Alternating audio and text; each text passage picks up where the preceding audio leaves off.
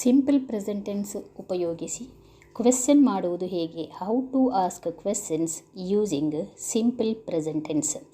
Do ಎಂಬ ಆಕ್ಸಿಲರಿಯನ್ನು I, we, you, they ಈ ಪ್ರೊನೌನ್ಗಳಿಗೆ ಯೂಸ್ ಮಾಡಬೇಕು. Plus first or basic form of the ವರ್ಬನ್ನು ಹಾಕಬೇಕು. For example, do they go to exercise?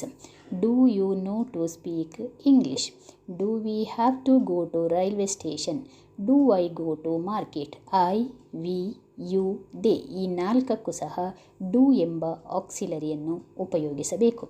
ಅದೇ ರೀತಿ ಹಿ, ಶಿ, ಇಟ್ ಎಂಬ ಪ್ರೊನೌನ್ಗಳಿಗೆ ಡಸ್ ಎಂಬ ಆಕ್ಸಿಲರಿಯನ್ನು ಉಪಯೋಗಿಸಿ first or basic form of the ವರ್ಬನ್ನು ಹಾಕಬೇಕು. For example, does she wear shoes? Does he speak Kannada? Does this bus go to Kerala? Does she play hockey? Does he play guitar? ಈಗ how to frame questions to the following answers. ಕೆಳಗಿರುವ ಸೆಂಟೆನ್ಸ್ಗಳು answer ರೂಪದಲ್ಲಿ ಇದೆ. ಇದಕ್ಕೆ question ಹಾಕುವುದು ಹೇಗೆ ಅಂತ. For example, ಎಸ್ the owl sees in dark. ಅದಕ್ಕೆ ಕ್ವೆಶ್ಚನ್ ಮಾಡೋದು ಹೇಗೆ? Does the owl see in dark?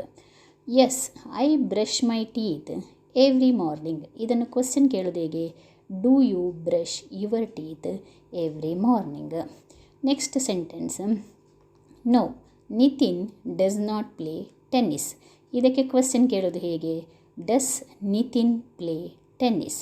ಹೀಗೆ ಸಿಂಪಲ್ ಪ್ರೆಸೆಂಟಲ್ಲಿ 2 ಆಕ್ಸಿಲರಿ ಡೂ ಮತ್ತು ಡಸ್, 7 ಪ್ರೊನೌನ್ಗಳಲ್ಲಿ plural form I, we, you, they ಇವುಗಳಿಗೆ ಡೂ ಮತ್ತು singular form he, she, it ಪ್ರೊನೌನ್ಗಳಿಗೆ ಡಸ್ ಉಪಯೋಗಿಸಿ ಕ್ವೆಶ್ಚನ್ ಕೇಳಬೇಕು.